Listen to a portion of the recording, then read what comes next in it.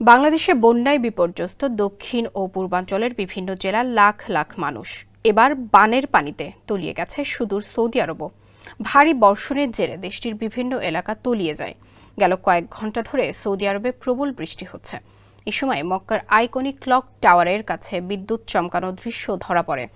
Saudi আরবের national security operation centre Mecca অঞ্চলে ভারী বৃষ্টিপাতের ব্যাপারে সতর্ক করে দিয়েছে।